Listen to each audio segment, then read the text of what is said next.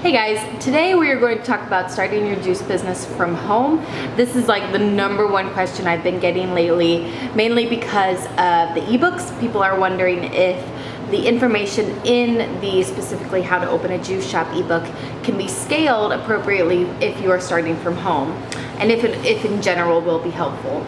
The overwhelming answer is yes, you can absolutely scale the info in the shop ebook to apply to your home.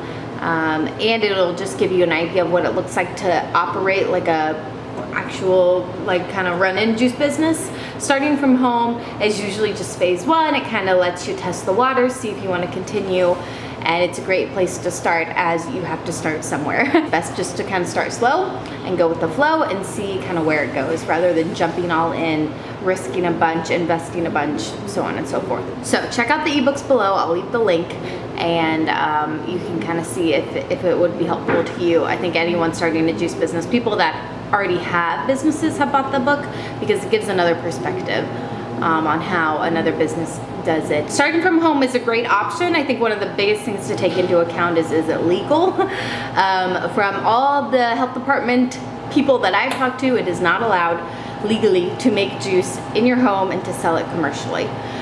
That's not to say you can't do it. So you can make juice in your home and sell it to friends and family. You're not like an official up and running hardcore with a bunch of liability business. You're just kind of testing the waters. And I don't think your average health department will care about that. They won't know about you. They probably won't care about you. They'll probably just say, oh, if somebody told them about you, they'd probably be like, oh, they're just selling to friends and family, like they can do kind of what they want. It's one of those weird areas where the more you work with your health department, the more you kind of realize there's firm rules in some areas, but other areas, it's kind of go with the flow, like use common sense. I've always had a great time communicating with them, and when we got started in the juice industry 7 years ago, juicing was really quite new in regards to the FDA and health department, and especially in our area, there were no juice businesses. And so there was a lot of communication, and we wanted to do a juice truck, which was even further like, oh, what are you doing? And the Ohio Department of Ag was really involved, and there was a lot of trying to figure things out. So anyways, is it legal? No, you need to make juice in a commercial kitchen. It is a highly perishable item in regards to the health department, how they view it, and they're gonna want strict standards. There are certain things like baked items like cookies, which are not highly perishable, and I don't know, popcorn maybe, crackers, coffee, like you can make those things legally in regards to the health department in your home, but juice, I believe, is one that's not allowed from all the conversations I've had. So what do? Go with it. No need to contact your health department. You could maybe contact them and say, I'm thinking about starting a juice business. What do I need to know? What do I need to do? But you could probably make juice in your home and sell it to your friends and family, and they wouldn't care. But take that with a grain of salt. It's your business. Our history and our background is we kind of started from home. So I rented space from an overflow kitchen at a popcorn shop, and this was a kitchen that they only used during their busy time. They didn't use it in the summer. They were most busy during the holidays and school season, but in the summer was their quote-unquote slower time. So they had this kitchen space that was not being used, and he rented it to me, and I used that kitchen space. So what I did every day when I had a juice was I hauled everything to that kitchen. I put it in big Tupperware boxes and then hauled it back home. So kind of from home, kind of not. We weren't making the juice in our home. I was hauling it and making it in a commercial kitchen still. And the health department knew about it, and they approved that, and they said, yep, that's fine, all was good there. So that's an option. Maybe look for a bakery that closes at like 1 o'clock, 2 o'clock. Maybe you can use their kitchen space. There are options as far as looking for shared kitchen space. There's a commissary kitchen, I think is what it's called. A lot of people recommended that to me, but it didn't feel right. Never went that route, and found the popcorn shop anyways, which was much closer and wasn't an actual shared space. We were able to use it solely. When you're starting from home, I think the #1 thing you need to think about is who do you want to become as a brand, as a company, and a brand, what kind of vibe do you want to put off, and live into that already. So don't be like, oh, when I get big enough, I'll start using glass bottles and I'll get pretty packaging and blah, blah, blah. Do it from the beginning, because you are literally building your foundation. If you want to get to that place, it's the steps that you take now that are gonna get you there. You're not just gonna like all of a sudden, whoop, look, we're pretty. You know, it's a progression of building your brand and kind of discovering who you are and making an impression on your customers.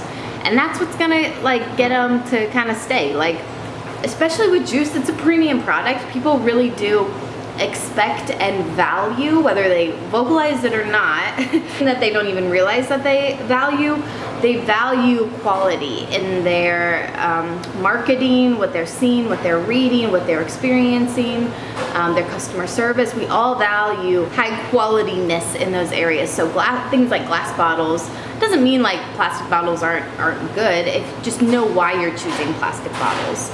But we really love glass bottles, and if you're starting from home, that's a great way to kind of cut back on costs actually, because most of your customers are going to be friends and family, people that are probably going to reorder again, whether it's weekly or monthly or whatever. They're going to order again, and since you're kind of on a face-to-face relationship with them, you'll be able to get your glass bottles back and sanitize them and wash them and reuse them. So I think there's no better time to use glass bottles if you're starting from home, because it's kind of that milkman delivery system where you drop them off, you get them back, you drop them off, you get them back.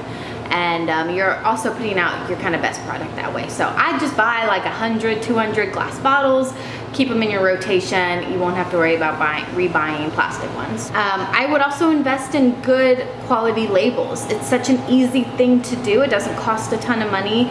I talk about this in the ebook. I also talk about buying bottles in the ebook, but you know, designing your labels well and really leaving a good impression. And it can be either like a full label, like we have individual labels for all of our juices, or you could make one label that really just you could put on all of your juice bottles, but it clearly communicates your brand and your name. And you know, when people see it on the counter, they say, oh my gosh, what is blah blah blah juices or whatever. It's not just an empty glass bottle. So any glass bottle sitting out, you gotta realize these people are gonna take this to work with them. They're gonna have it in their home where guests come over. They're gonna have it in their car. Like, it's gonna be a reminder to themselves, like, oh, I need to order more juice. But also it can be an opportunity for them to talk to other people about your juice.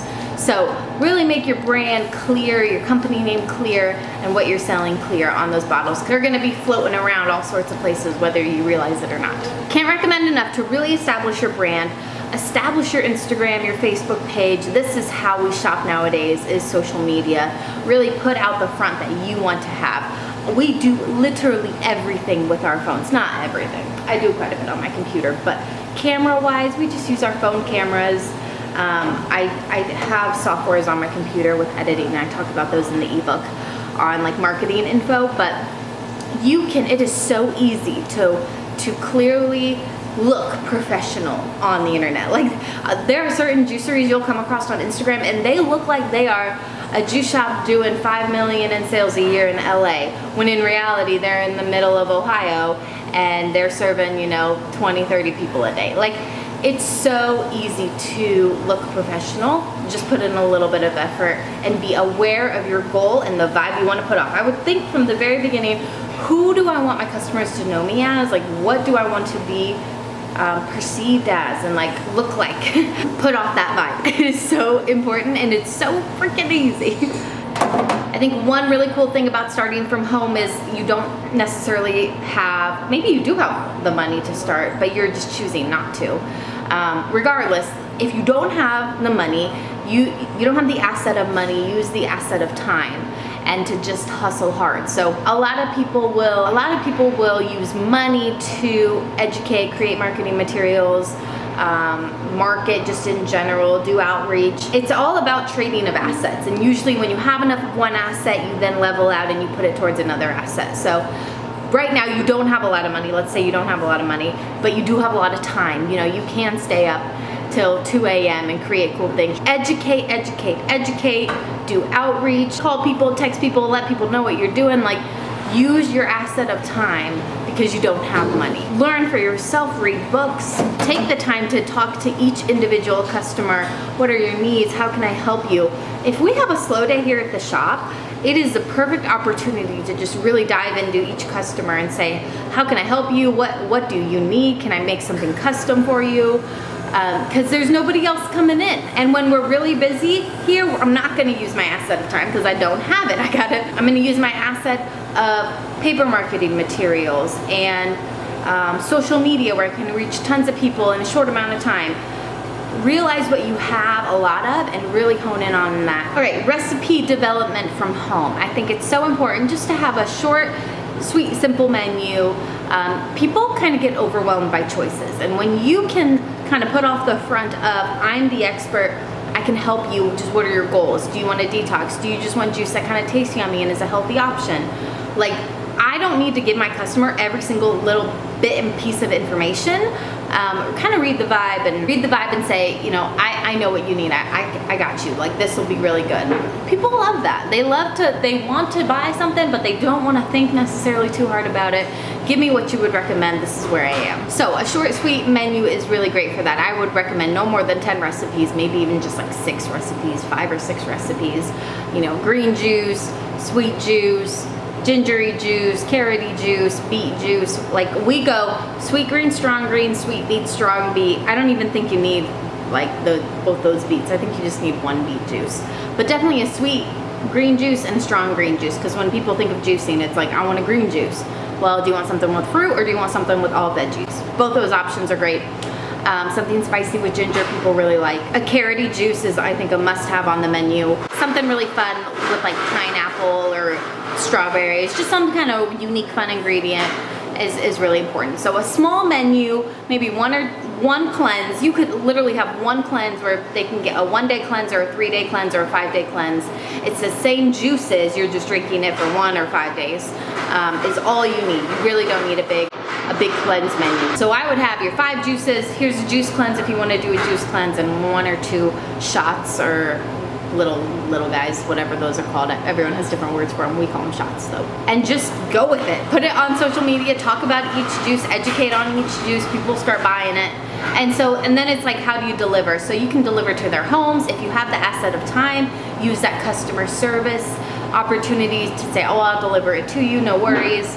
Or you can offer a pickup location where that could be your home, or if you don't want people coming to your home, you could do it somewhere neutral and just put all the juices in a cooler and say, you know, pick up at this location, you know, between 1 and 2 p.m. for an hour time slot, and you can keep all the juices cooled in a cooler.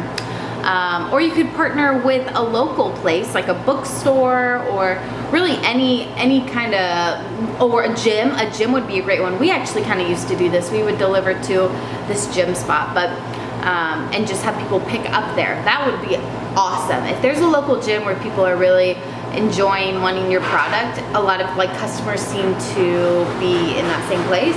Say, you know, at the gym, I'm here every Tuesday between 4 and 5 p.m. or 5 and 6 p.m.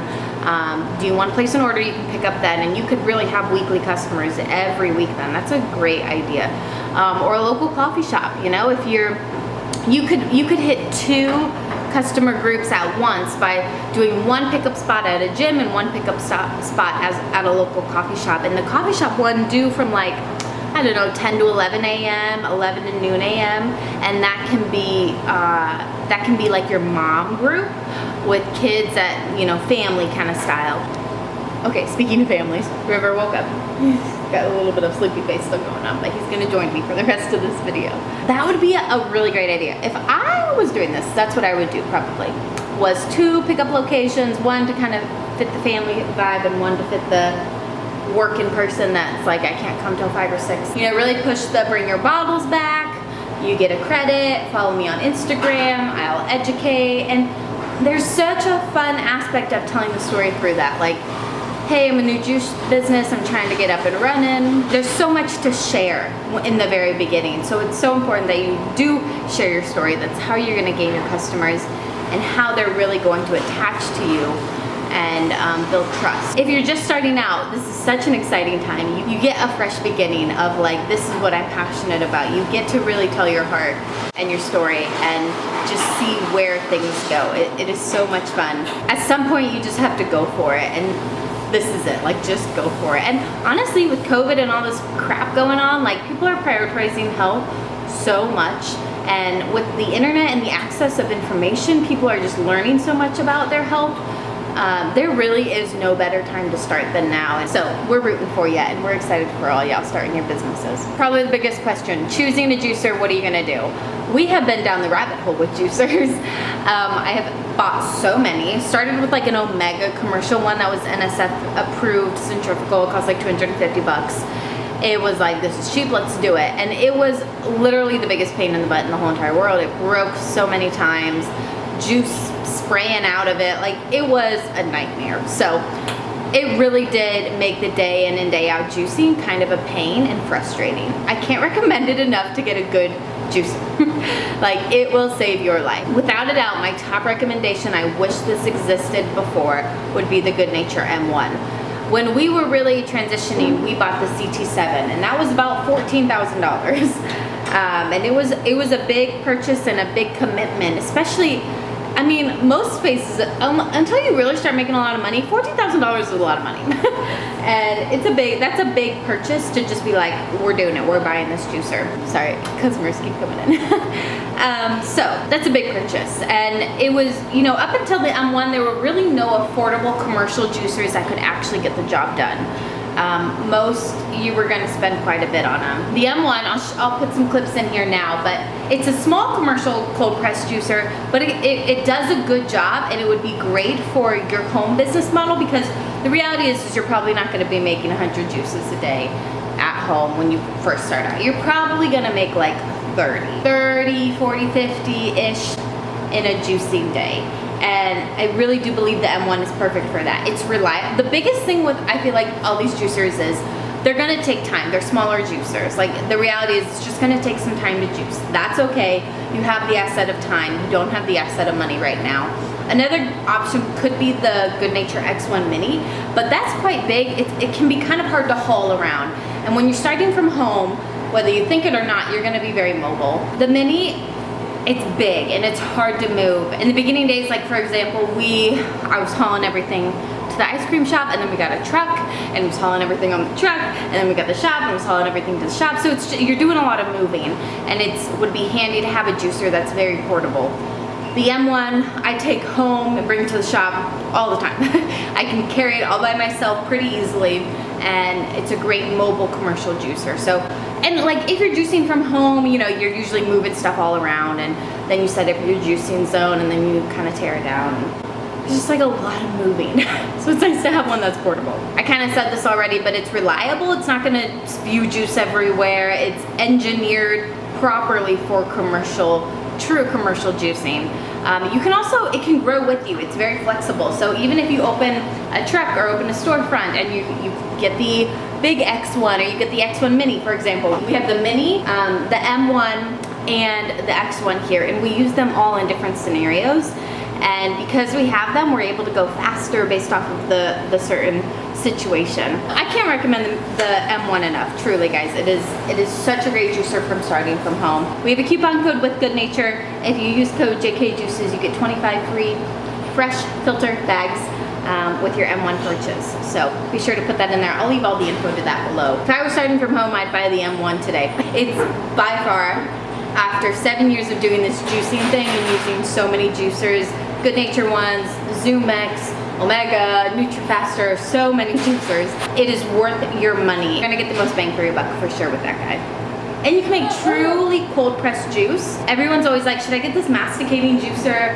No, you should not. They're gonna break, they're so slow, it's gonna take literally forever to do anything on them. And they're not made for making 50 juices a day. Like, it's just not gonna work. It's gonna be a waste of $300 from the beginning. I think that's all I wanna say. Be sure to check out the ebooks. It'll answer questions you didn't even know you had, areas of this business you didn't even know existed, things you're gonna have to do you didn't even know were on the radar.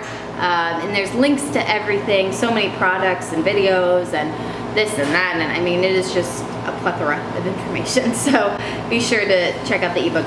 That too is worth your investment. Like, there are certain things where it's worth spending the money on. Like, it changes your operations so much that it's kind of worth X amount of money, hands down. And there's other things that are like, I'm kind of a cheapskate, guys.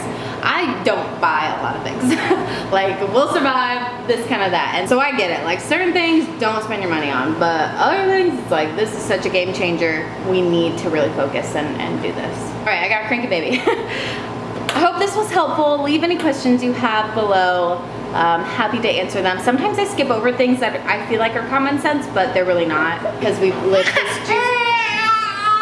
It feels like common sense because we've lived this juice life for almost 8 years now. So don't hesitate if you have questions. I'll do my best to answer them. We'll see you guys in our next video. Bye! Cranky baby.